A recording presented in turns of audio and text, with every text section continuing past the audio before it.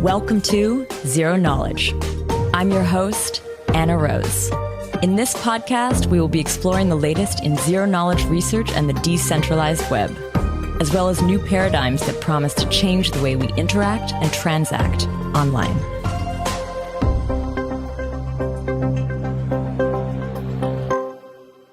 This week, we revisit the topic of ZK and identity with my guest, Lasha Antadze, co-founder of Rarimo, the team behind Rarimo. We cover Lasha's contributions to ID systems over the years, starting with his work in the government context to eventually building in the decentralized identity space.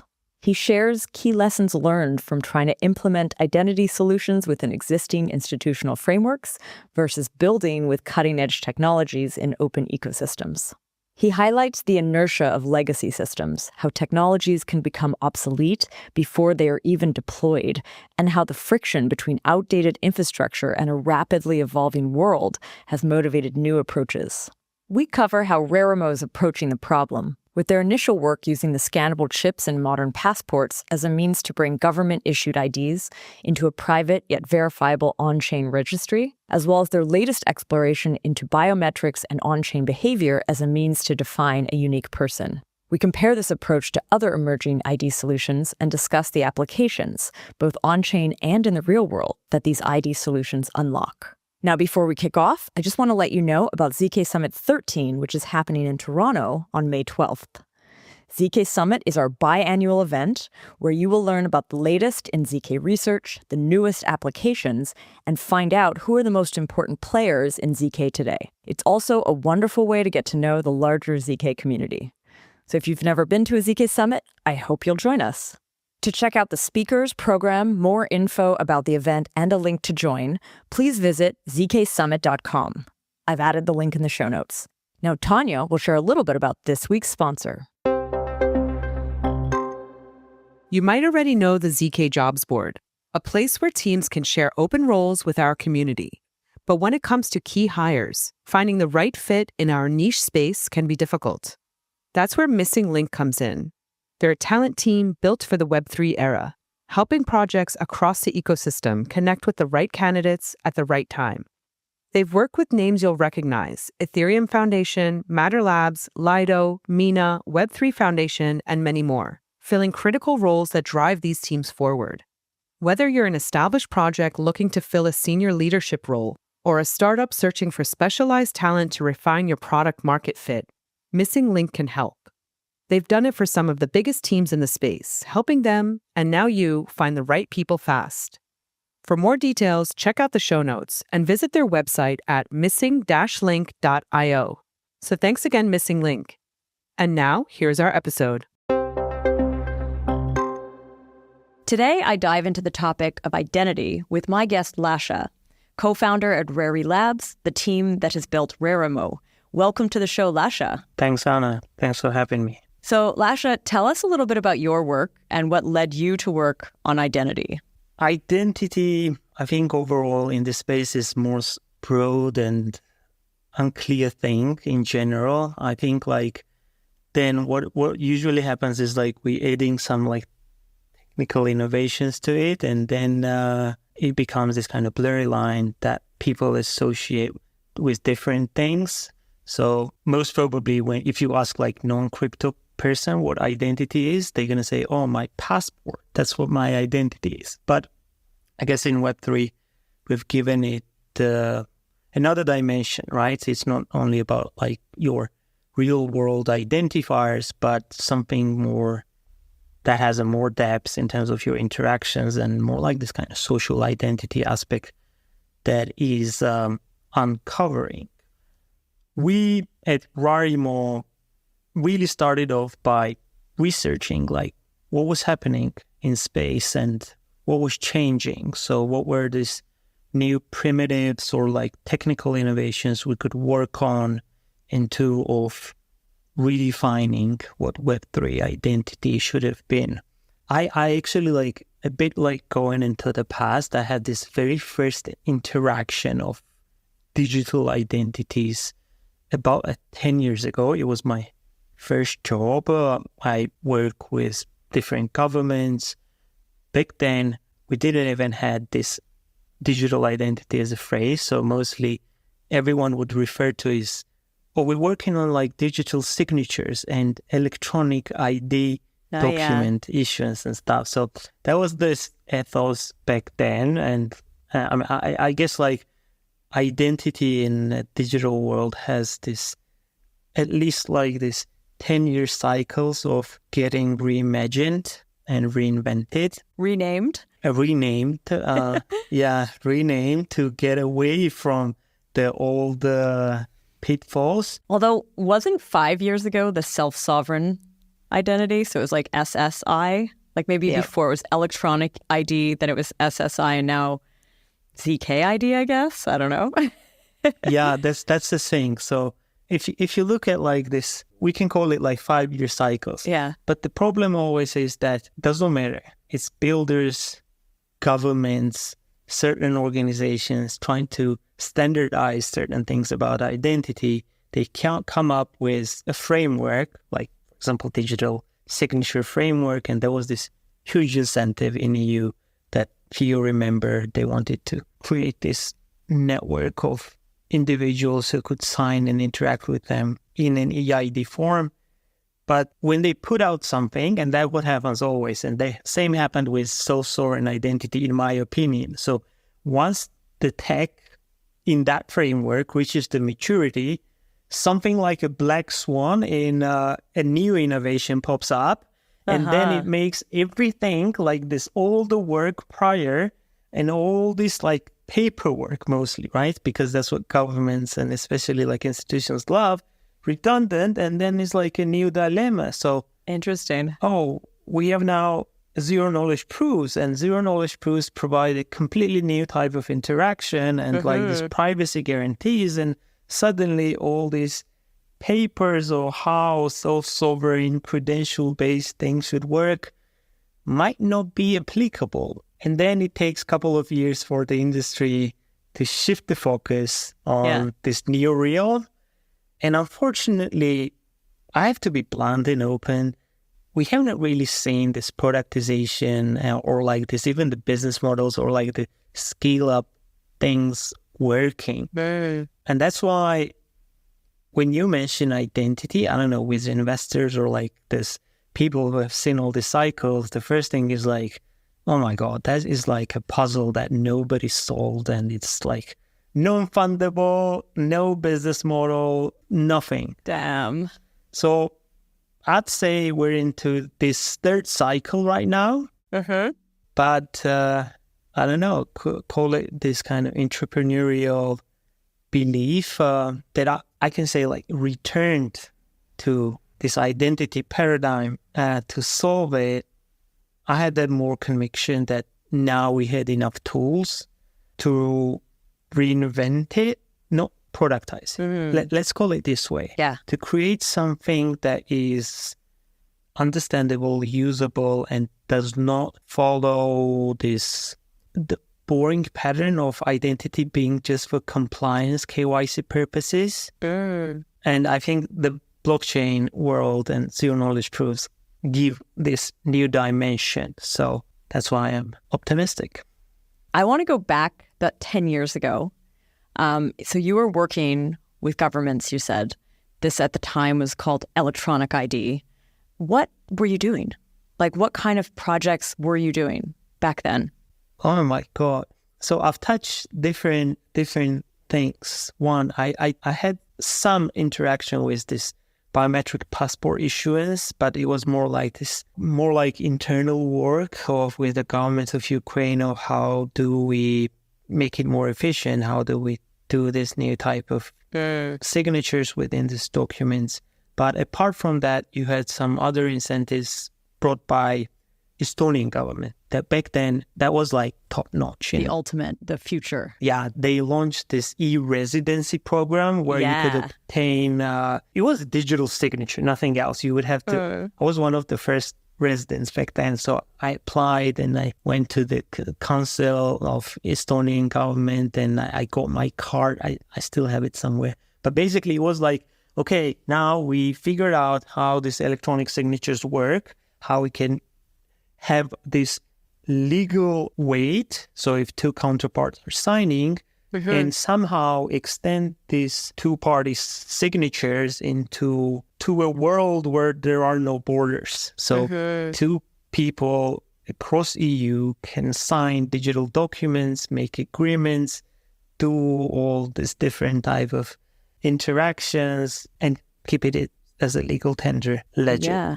And I mean, what this, maybe just to clarify what that was too, because I mean, I've been in Europe for a long time, and the Estonian e-residency, you like get some digital identity as being kind of part of the country, and then you're able to start a company there. I think that's often how it's used, right? Yeah. And it's all online and it's very streamlined. And I know it's been used. I mean, I have lots of friends who've done companies there. I looked at it once. I think there was an issue, though, as far as I remember, like banking. Like once you start interfacing with the rest of the world, it's still not working always that well. But maybe they've solved that since then. But I think they did, but it took a couple of years. So the momentum of onboarding the users and really offering this variety of government services or like public services, it never happened in a digital form. So you could open a company, but you could not open not being physical in that place, the bank account. And that was like, why do I need a company if I can't open a bank account? I need to fly in it, right? So it never really took off in that format.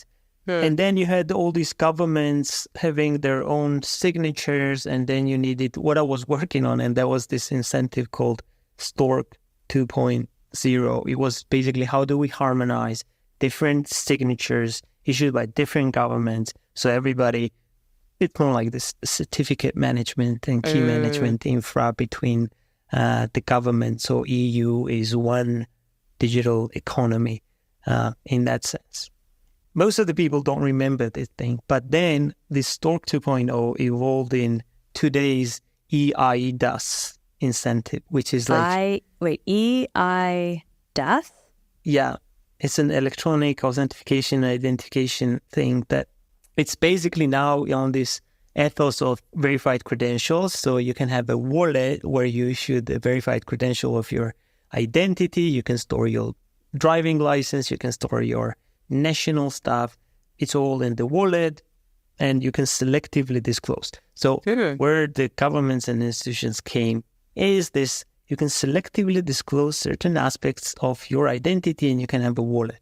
But then cryptography and the technology always love to do, while they're working on that selective disclosure, suddenly we have a new paradigm with the zero knowledge proofs. So you don't selectively disclose. You just don't disclose it, but make it provable and verifiable. And that's where people are like, oh my God, like what's next? And they're just maybe, I mean, actually, where is the Stork 2.0 at? Like, is it something that was rolled out or exists? No, or is it, it stopped? Yeah. Oh. Yeah. It didn't stop. It is a predecessor of now EIDAS project. So it was evolution. They call it the evolution. And the EIDAS, is that released? No. That's in development. That's in development. Okay. There are like certain timelines. There are like this discussion in terms of like privacy. This seems to be like the story of our lives right now, is like the slowness of large scale societal processes, often run by governments, versus the needs and changing technology and changing landscape. It's so crazy. Exactly. Yeah. So this is the pattern of innovation and the standardization, even driven from top down, and that requires a lot of coordination between the governments. And it never happened. It never happened not only in identity, right? So why this entire crypto space, and now like people are fascinated that stable coins like move so quickly, and this is the best use case, right? Yeah. Even the stable coins, like I remember in 2017 speaking to a friend who had an agency, and his agency was working with governments to try to define their stablecoin strategy. Yeah. So far, I have not seen that happen. And it's not going to come out of the government. That seems to be the truth. True. I want to go back to your story, though. So, like, at what point does Rari Labs or the Rarimo project start? It starts about 2 years ago, and it starts with this exact R&D. So we're researching what is this new paradigm of identity that could be built. And I have a red line. If it crosses anything that has to do with governments, institutions, their adoption, and any requirement from them to, like bless the system to work, that's a red flag for me. Like, because I've seen that, right? It has to work without them in a way. So I basically make this division. So whatever we're building, whatever identity as a product we're forming, or architecturally, how it's designed, if it is breaking the status quo or everything that all these institutions and government are working on, then it's the right direction. So it's more like this kind of directionally right. So in a way, from this R&D and learning of everything that other teams have been doing, our role has evolved into, I sometimes call it like this course correcting of the fact that we have the island of freedom in the form of the crypto. So how should we build the identity on the same ethos and not make the mistakes that has been done prior to us? And for the first time, really design a system that is scalable and instantly available to anyone in any part of the world. So I'm kind of, sometimes I refer to like, after like doing all this research, I just said like, how would Satoshi build identity with all that friction exists in real world? And how do we make it as a tool for, like, once again, individual freedom to do something and get away from one, government control, institutional control, and just remove all the dependence. That's interesting. And that's what Rarimo is. It's basically, it's a new framework. I can call that way. If you're saying 2023 is the starting point of Rarimo, there have been identity projects that date back. I don't know the exact start date, and I feel like I've already on this show at times probably said the wrong date, but IDEN 3, as far as I can tell, existed in 2017, and maybe it was founded before. I don't know the exact timing. Yeah, I mean, there's been many projects and iterations. We had like even identity systems that were leveraging NFTs, soulbound tokens, trying to create this alternative, on-chain alternatives to all these verified credentials, which are off-chain instances, right? So verified credential is your own on your wallet. And then what IDEN 3 is introduced is like verified credentials make provable on chains through zero-knowledge proof. So that was the innovation there. And building this framework, how blockchains become as an infrastructure where you publish a state, you build up this trees of commitments and then make it like zero-knowledge provable. So we really like that foundation. We played with it. We a bit disassembled and reassembled in our own way. But I do agree that beside all that tries, where blockchains come in, it's about using a blockchain as an infrastructure and a registry. Exactly. Something immutable that you can like track. It basically is like that's the certification, just without a third party doing it in a lot of ways. So it's this kind of open database, right? And that's what Rarimo is actually at its core. It's a registry. It's an identity registry that is deployed as layer 2, and it allows users to bring real-world identities, such as like passports or biometric scans or any attribute or any abstract statement onto this registry. But the basic function of this registry is that it's a ZK. So it's just this random hashes. So if you look publicly, you don't understand anything. You don't understand no correlation. You don't understand how to trace it. It's just this randomized like metric structure. But as a user was the one that initiated all this record keeping and like putting this data, they retrospectively can prove the certain aspect or certain attributes about themselves. So that's how Rarimo started. So it's this, fundamentally, we need to agree, how do we put all the statements, identity-related data on-chain and make everything ZK verifiable. So it's this kind of primitive building blocks of identity-related identities, and that could in time evolve into these complex private social graphs that could be leveraged by different applications. Interesting. I was going to ask you, because you mentioned sort of like in the creation of the on-chain identity, you're putting biometrics potentially or a passport scan or something like that. But I wondered if you were also experimenting with adding on-chain activity, like if you owned something, if you had traded something, if you had moved into something, engaged with some address, what have you. This was originally the Sysmo model. We did an episode with Sysmo 2 years ago. So it's a company that's no longer around, but what they were really focused on was that on-chain behavior in creating some sort of identity. So yeah, I wonder if you're also kind of including that or like kind of following in that spirit.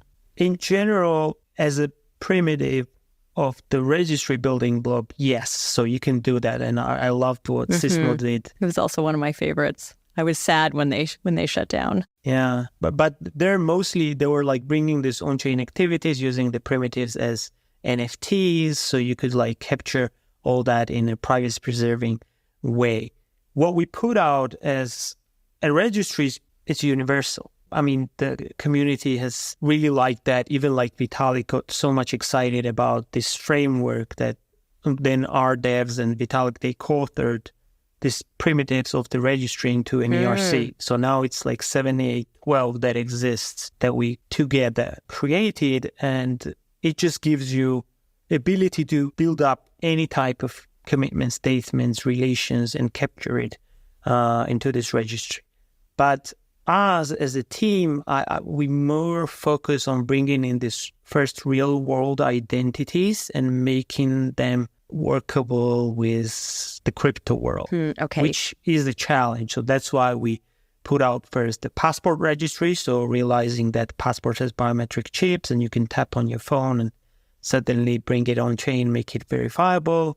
So we did entire kind of vertical of passports. And now we did it a year ago. Now passports are like everybody talks about. There's a couple teams doing that too. There's Open Passport, who are now Self, and there's ZK Passport, and there was ZPass. I don't know if it's exactly the same, but yeah, there was a few teams that I know focused on the passports. Yeah, and then basically, a year ago, we put it out. We just showcased how cool it is that you can bring a passport. You don't have to rely on anyone else other than that you own this document, and then you can start proving all the attributes from it. And we agree on the primitives, right, with all the builders and this identity pirates who are trying to figure out what is out there. But I think like, and I mean, where we diverge is in this like, okay, there's a registry and you can put everything out there. But where we diverge is this aspect that if you're building something truly decentralized, and if you want to empower individuals to get away from the plague of the governments and institutions, I think where we have forgotten in this place is the most important feature that started off this industry. Like decentralization, in my opinion, happened, like Satoshi used decentralization to reach the one most valuable thing, to make a system censorship-resistant. So what we see right now, the government's giving up, right? They're praising the Bitcoin technology. I don't believe that they have this now, the revelation that, oh my God, we've done all these bad things out there and we need to now correct this stuff. No, they're basically following this saying, you know, like if you can't topple the revolution, you like should join co-opt it. Okay, co-opted. Okay.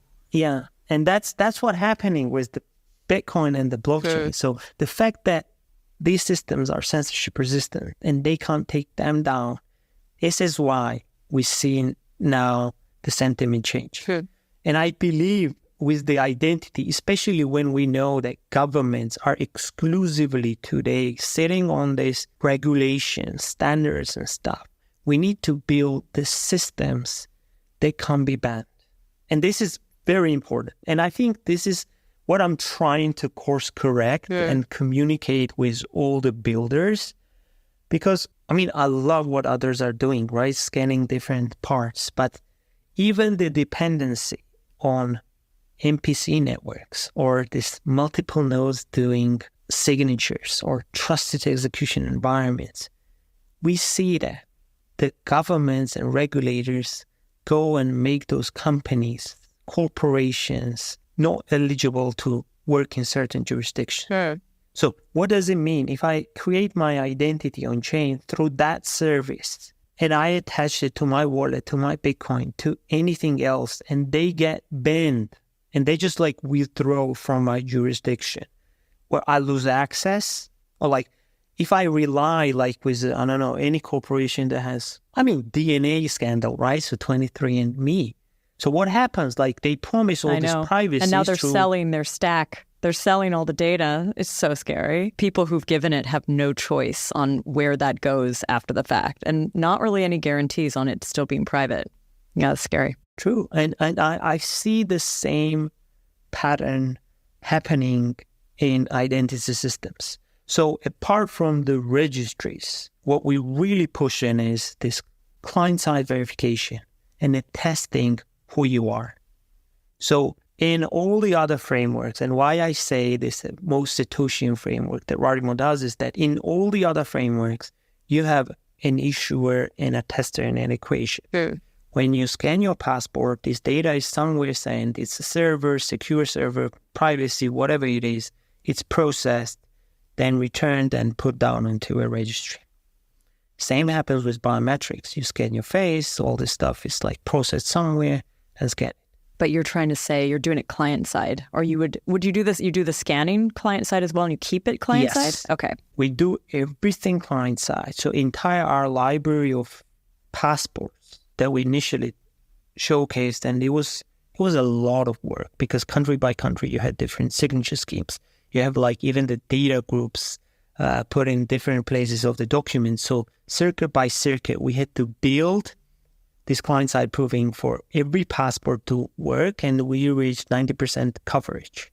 Nice. And then we push this ideology that it does not matter. You take out Rari Labs out, you take me out, or take anything out. If a person is still on hold of the passport and the document, or if still on hold of their face or any aspect they're putting into this identity registry, they're not depending.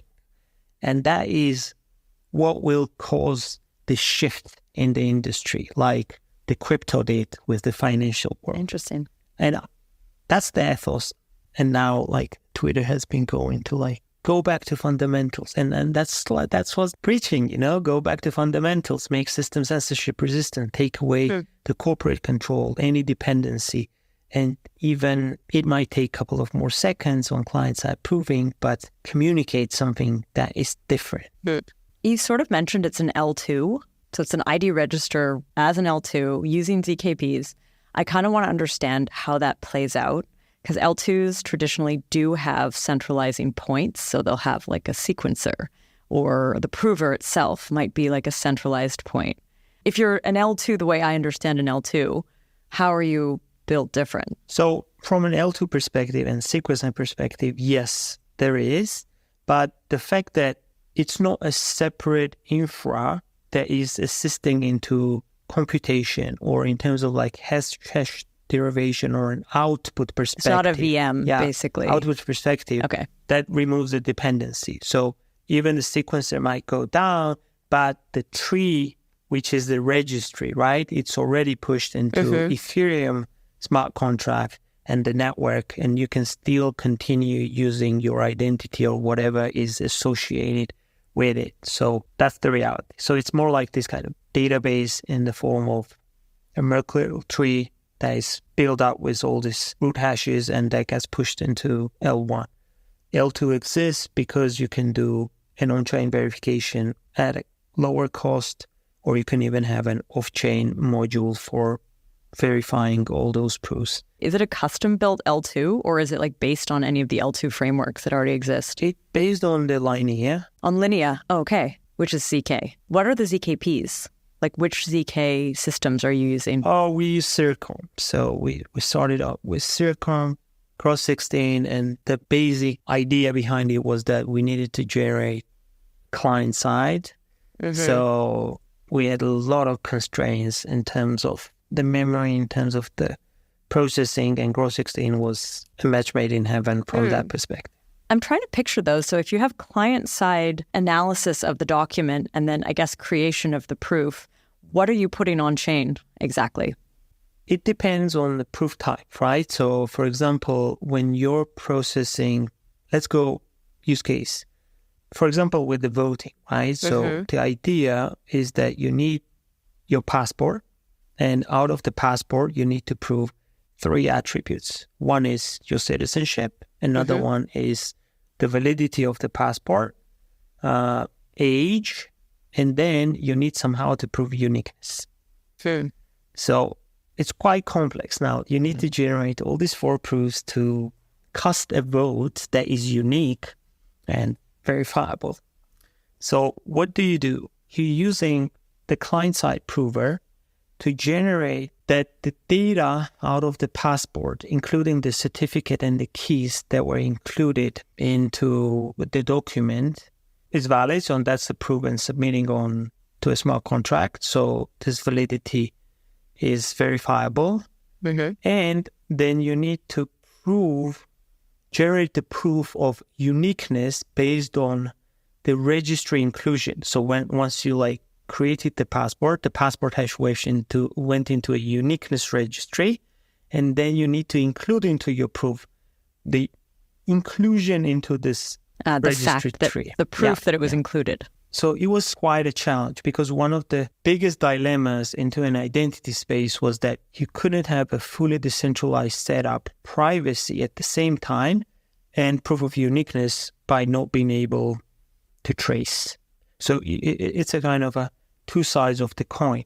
So what most of the teams are doing in terms of uniqueness proof, they're deriving this nullifier by an external hardware or an issuer or this instance.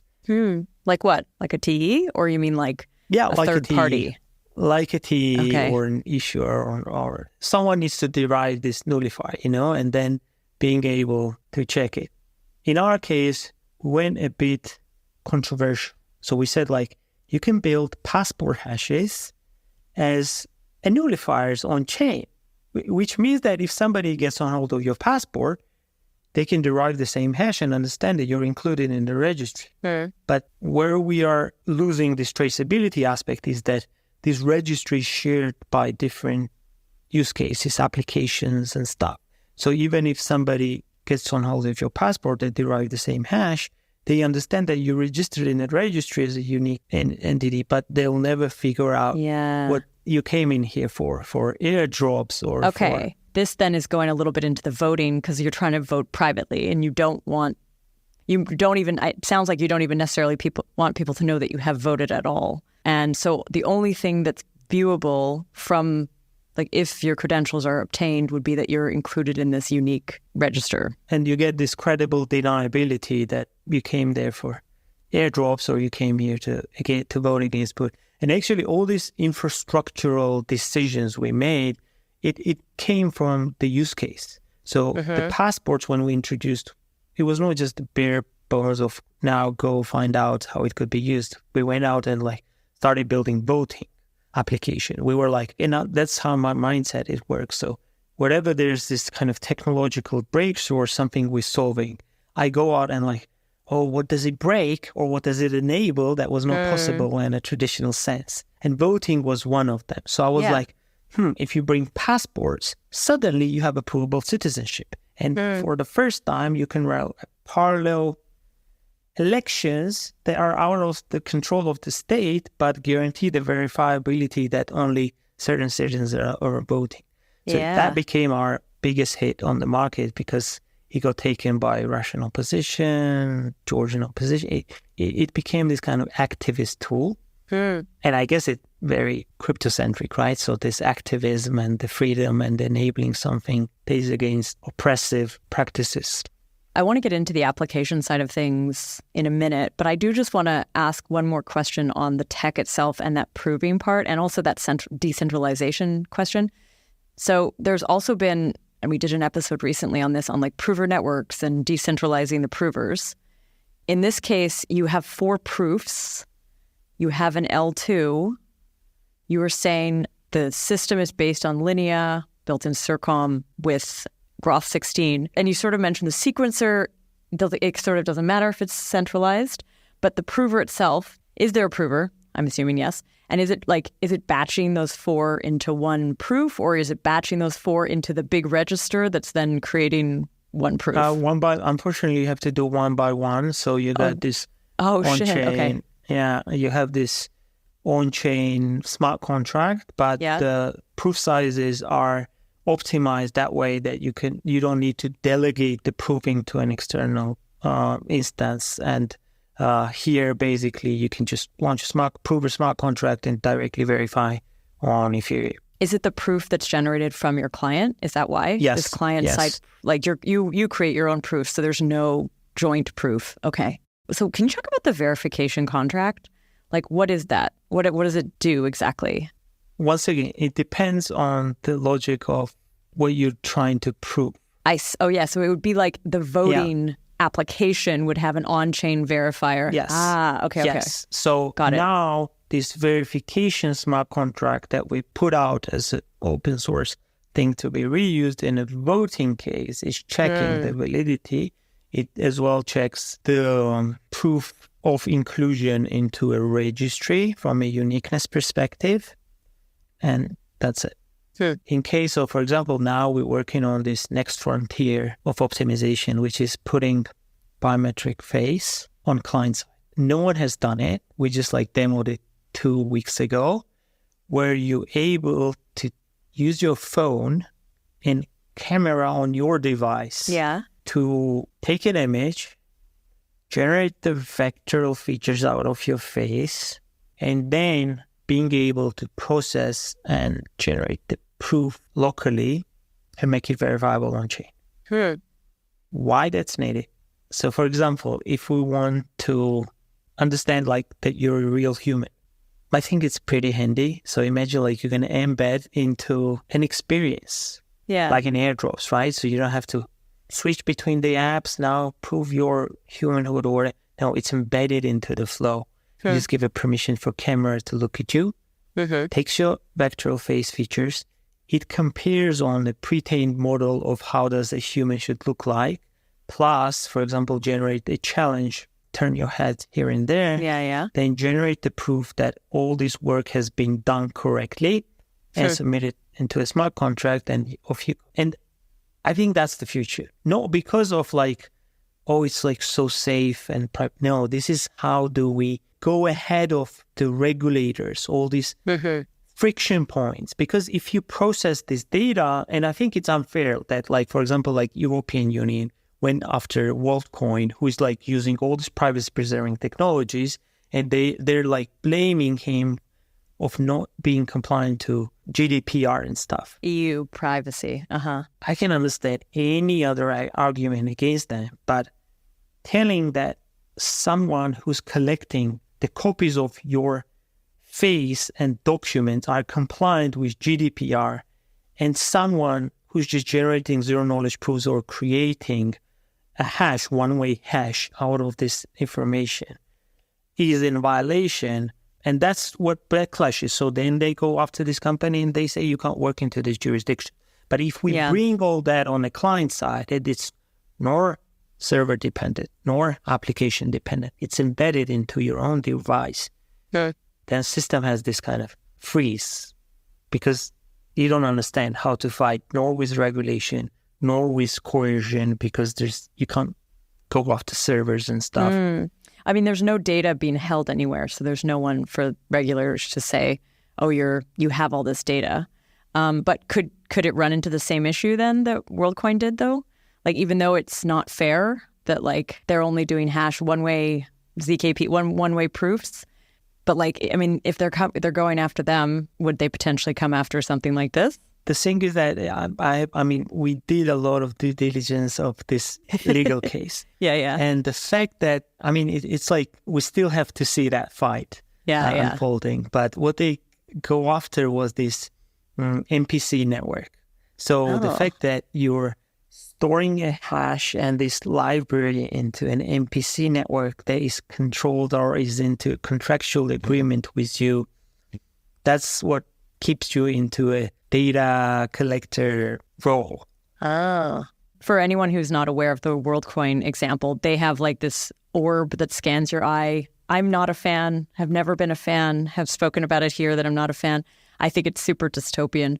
But what they do is they scan your iris and then create a hash or a ZKP somewhere along the line that you're a person and that you're not like a bot, basically. I think the one thing that's proving is just like you're a real person. That's the only thing, as far as I understand.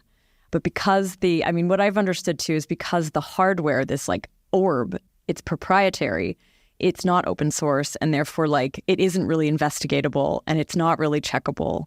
And there's reasons that it's like that. I've spoken a bit with the team, but I think that's where they also have a bit of an issue. What you're talking about is it would be on your device. It is using, though, I'm assuming like the Apple or like any sort of smartphone face scanning technology. Just the camera. Oh, really? Okay, so you're not actually tapping into any of their tools. No, just the camera. So yes, of course, there's this kind of problem with dependency on the device manufacturer, but I mean, we can't get away from it, right? In the realms. We do have like digital cameras, but not really, not enough anymore. I think really the phone is the camera, so. But overall, the entry barrier and distribution that can use any camera to attest and generate the proof or an output hash in the same manner, and this algorithm and this kind of whatever we're working on is available, so you can launch it yourself. This is the ethos. This is what the Bitcoin is about, right? This is what the crypto is about. So I don't depend on wallet provider, app provider. I don't depend on anything. If the script runs correctly and I know the 12 phrases, I can get access. And the same on the identity aspect. So not try to build institutionalized dependent on any setup, but empower client side, individual users, and be fluid, so no one can take it out. In the case of the biometric, though, do you also have to do sort of that, uniqueness check? Or is this mostly just a liveness check? It has this, I would say, like phases of a development. So in a way, we're now the first team who has ever put the face biometric and this neural network stuff on a device level. At first, when we started, I thought it would take us about 3 to 5 years. Wow. But the fact that we started even rewriting the neural vectoral models available, trying to make it verifiable cryptographically, like optimized to be put into a ZKP, that was the biggest kind of, not innovation, but this kind of new dimension we opened up. When you talk about what you can do with that model, yes, now you can prove the liveness.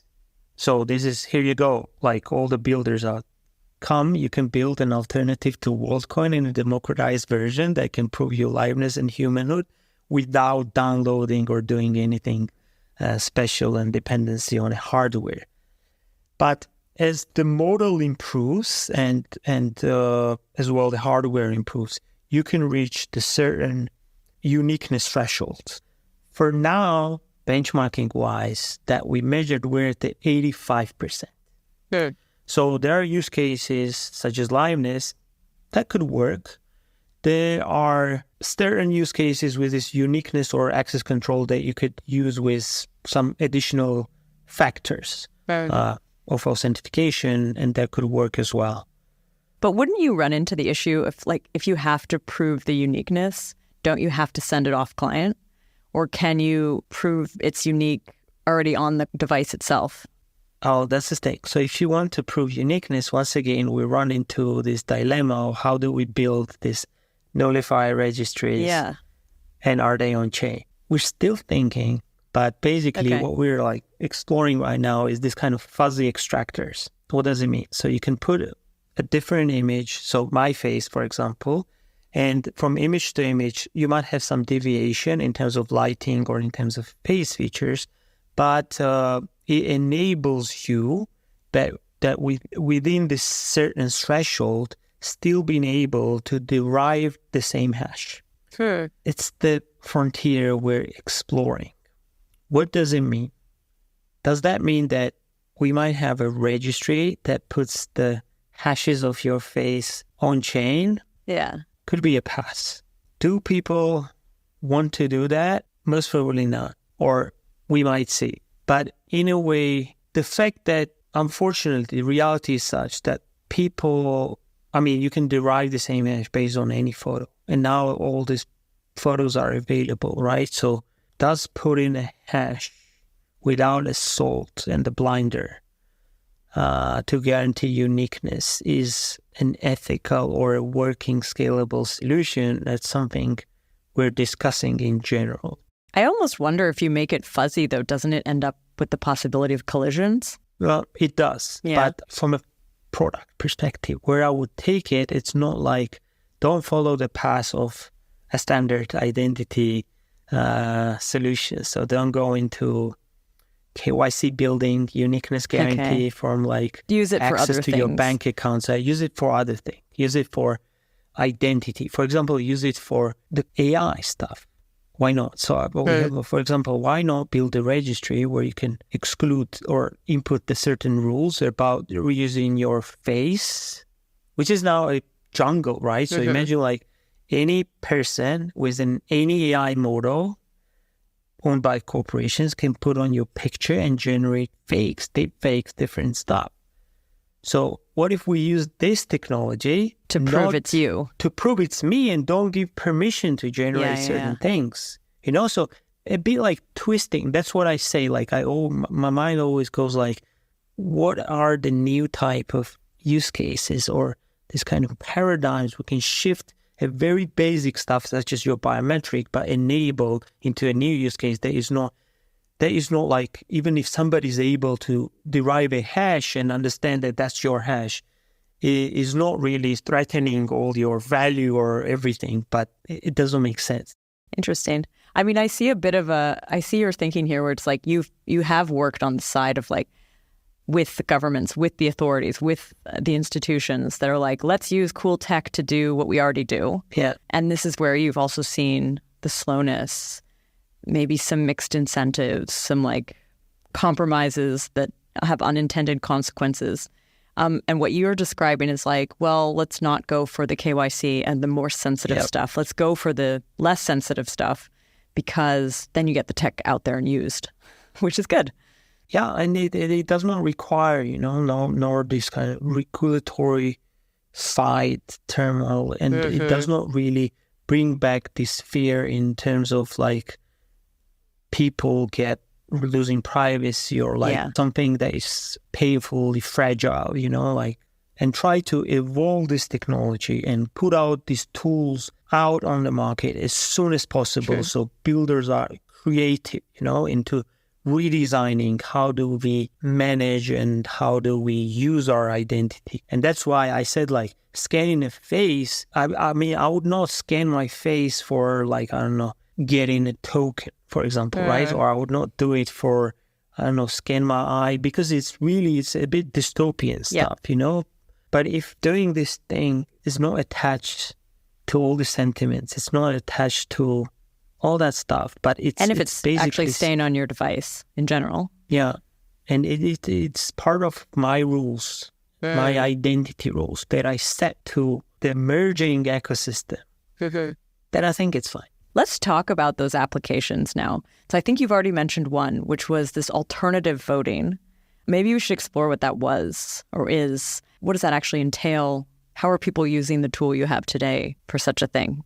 Yeah, so voting, I think it was a great demonstration of the both technology and the mindset and the philosophy I think sometimes we need to revive in the industry, because it was just like focusing on a problem of individual free speech and society that actually suffer from not being able to not just the vote, but even like to show dissent. And the countries that actually we found the product market fit, such as Russia or Iran as well, and Georgia, these are like systems, the government systems that does not allow not just to vote, but even the oppositioner to be on the ballot. So when people like were telling me like the traditional voting systems are like so superior, I'm saying that's not what we're trying to replace. Okay. What we're trying to tackle is when you don't have any medium, even the social network, where you could put out the dissent, what do you do? And that's what this entire, we labeled as freedomtool.org, which is open source. It's like this kind of public good we put out. So this is a tool that shows how you can vampire attack the digital passport infrastructure that is all around the world and use it into an application that shows dissent. So in Russia, that was the first use case that was used. What is it? What is it? Do you want to explain what it is exactly? It's a voting app. So it's a voting app that isn't the official voting app, and people can just download it on their phone, I guess. Like maybe just explain how people used it. So it was an app built by a Russian oppositioner, an ex-Pussy Riot lawyer. And this app was in parallel to presidential elections. And this app was more like this protest. It was not like they were not making the decision who to vote. It was more like showing dissent that I don't trust this thing. And there is this alternative voice, but we're not given a platform. So all these applications of voting, for me, it's more like this kind of spaces to show dissent. And then technology basically funnels and guarantees that while you're using your passport by tapping your passport to a mobile phone, generating those proofs locally, and then basically sending this anonymous vote of dissent into a blockchain. So nothing is traceable and no one can understand where this vote came from. And that was this kind of demo set, like what happened. So once this app was out and people started downloading, Kremlin issued a direct letter to Apple to take the application down. So first app, it got blocked. But once again, as this system is not app dependent, what happened is that like other applications were popping up and it was distributing. On Android, you don't even need an approval of Google because the people can download the packets, and that's how the thing was spread. And suddenly there was a paradigm for the first time when you had a mobile phone as a ballot box where people could just take the biometric passports that they own, tap it on, no data leaves the device, the proof is generated locally, and then you granted ability to vote or say what you have to say. And that's powerful. And that's something we need to focus on. So I think that's what makes people excited. That's what differentiates us as a space from everything out there.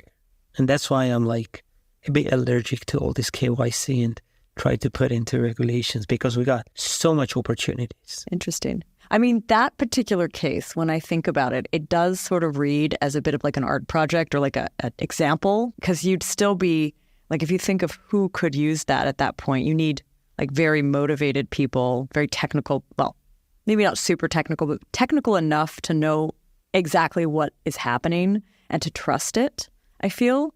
Because like the average person, if you say to them, there's this cool cryptography and I promise it's private, it's hard for them to verify that. But it's still really an interesting edge case. That's a really question, because if we interpret that, that means like, how do we build trust with the regular people while we know that like explaining from a mass perspective and like cryptography perspective, it does not really correlate, right? So it's like, I don't trust it. So you can't really build that trust. So I guess this trust anchor in our use cases was itself a person, the politician who put out this application. So it was like this double trust building. First, this guy finding us, building the trust with me, our team, believing in like what we're building, explaining all these risks and this kind of friction points we might alongside do. And then this person taking all these risks, taking out to the market and building this trust directly to his audience. That's why it worked. It worked in a capacity that it had 40,000 voters. And most of them probably his fans. Yeah. But I guess it was signaling that there were his fans, that his fans existed. Yeah. And that's how I believe that trust building really happens in real world. And cryptography just guarantees that there won't be a deviation if something changes. So unfortunately, it's two different things we need to build it in parallel. Yeah. One is the cryptography that is very strong, and the other is the trust in the cryptography being very strong. Yeah. Very, very, very much what it says it is. So let's explore some additional applications that you've already sort of mentioned. You did mention the one where there's facial recognition, biometric. But yeah, why don't we keep going with different applications for Rarimo? I'm actually exploring and more now excited into where do we bring now this biometric aspects, right? Or overall, if you zoom out tech-wise, what we really build is this image recognition capabilities being provable in zero-knowledge proofs client-side and being verifiable on-chain. So this is the technical breakthrough that we open up. So for me, it's now this kind of new blue ocean. So that means... What can you do with it? Yeah, that means that I can process any image using any camera and make it verifiable on-chain. And we think what does it uncover? So, for example, account recovery. I demoed it a couple of weeks ago in Denver, where I showcased what you can do with this tech. But what I'm trying to push once again is don't associate your face with the keys, because someone can take a photo of you, derive the same stuff with all this precision stuff, and you might get wrecked. So I want to give this creativity that what if it's not the face, but a page in the book that is not the characters, but actually this image processing. So only it's more like a proof of knowledge through the image recognition. So imagine it's like the Harry Potter brought in life, You can put different objects, items, images, certain things that and they could serve as your piece. It's like a password, like an object password. That's cool. Yeah, and that's what I'm trying to do. So lots of people come to us and they're like, oh, now account abstraction's coming and there's going to be this driving narrative, no more seed phrases. Now we can do this and that. But that's where my mind goes, we're building this sovereign money owned by the humans, and now we're introducing an account abstraction to plug in a corporate identity services that control me. They can be banned, they could go off the business. It doesn't really align, right? So trying to push this creativity. Oh, I like that idea. I'm sort of stuck on that. So the account abstraction, the ability to recover, or account recovery, basically. I mean, this is actually just making me think seed phrases. We've in our world become really familiar with them, really comfortable using them, sort of understand them. But why are we dealing with seed phrases when we could be doing a lot more interesting things there, eh? Especially when you're playing with client-side proving. Yep, and there's only your camera, and whatever you want to use it as a password. Interesting. And it can unlock a lot of things. So I don't know, you can build a game, you can build all this. I mean, it's bringing now this physical dimension in a cryptography. So it's so fresh even internally with us that we have this kind of the brainstorming sessions of understand oh my God, you could do this and you can do that. But what I personally are stressing myself to figure out is that okay, now we have this AI stuff. So what is the problem? What is this thing? So this exclusion registries, right? So that's how this idea now brewing internally came up. So what if you could build an exclusion registry of yourself based on the certain aspects that you own? For example, being able to tell that no AI model should be able to generate the fake of my passport, or if somebody is using to generate the certain attributes that belong to me, I get at least a notification, and somehow try to build this ethical and collaborative relationship, between these AI models, all these companies building in it, and individuals through this identity. Because once again, when we talk about the deep fakes, and for example, somebody not using my face to, fabricate anything else, I don't see, based on my experience, any government incentives or collaborating on this regulating and understanding what's permitted, what's not. So they would just go out and they just slash and they say it's banned, like they did with ChatGPT in certain jurisdictions. So whatever, there's this complexity of coordination at a larger scale, governments always fail. So you end up with banning a service and not developing. Corporations, I don't think that people are willing to give all these rules and the identities and stuff, and even IP rights, right, to the corporations. And now then this open AI being this bearer of the data, setuper of the rules, and then internalizing this entire thing and making it to work at scale. I don't think that way as well. So what I'm thinking is maybe now there's this horizontal collaborative way where individually we can define the rules. We provide this canvas for individuals in terms of ownership or even the terms. For example, if you're a model and you want your certain photos or certain things reused and AI generated and extended, included into campaigns, why not set the rules on chain and then push it as an incentive for this global coordination? But other than that, a lot of interesting stuff that builders can come up with.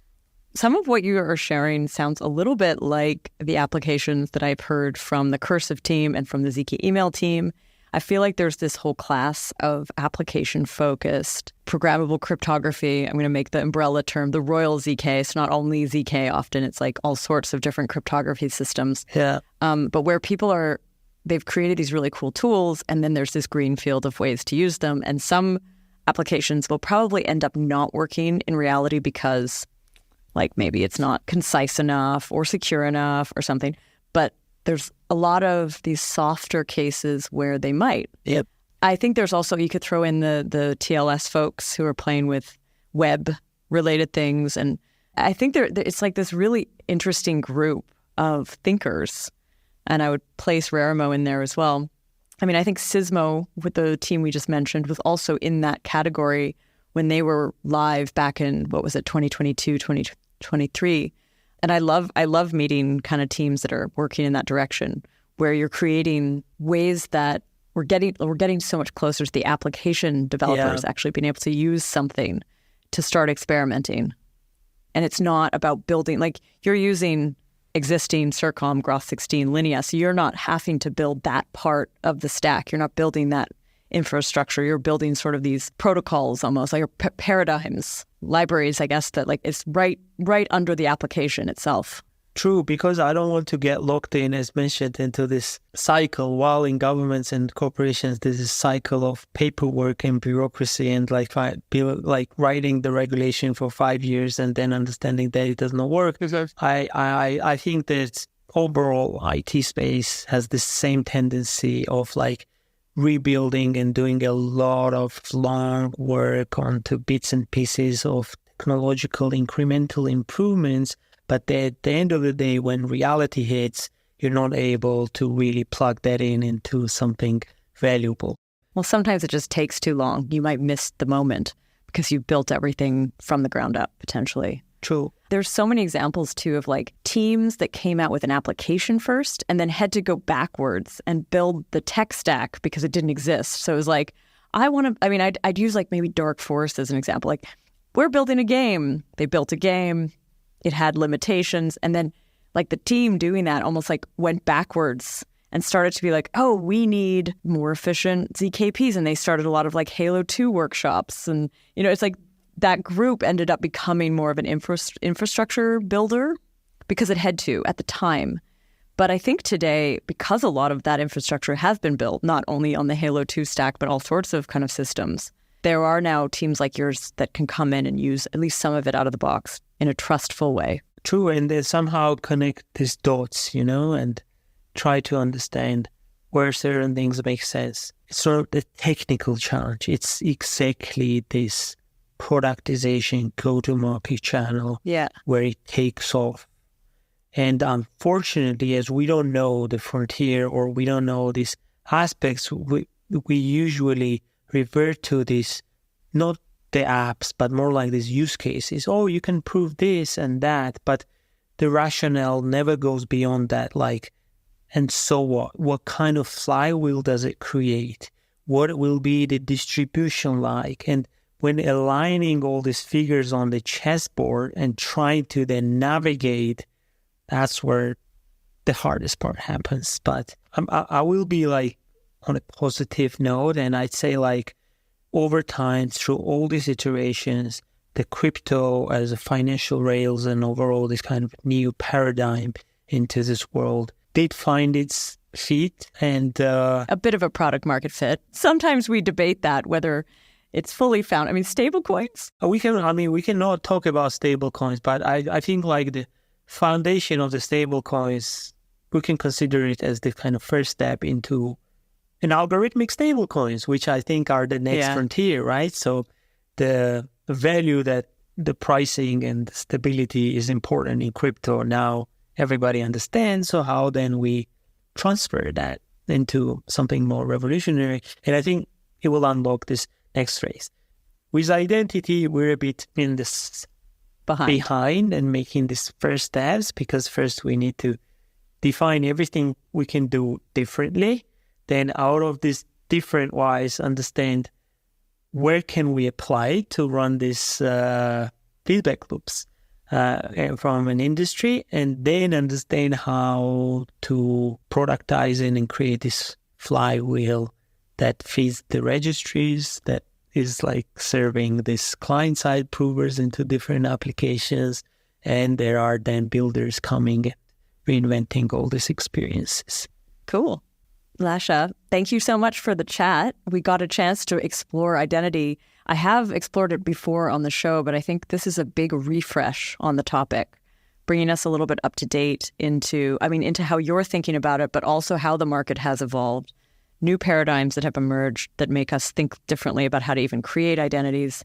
It's been a lot of fun. Thank you, Anna, for having me. And the fact that like we went from this prehistoric identity to what are the frontiers and opportunities that are unfolding in front of us. I hope it was interesting for the listener, and happy to jam on those things anytime. Nice. Thanks for that. I want to say thank you to the podcast team, Henrik, Rachel, and Tanya, and to our listeners. Thanks for listening.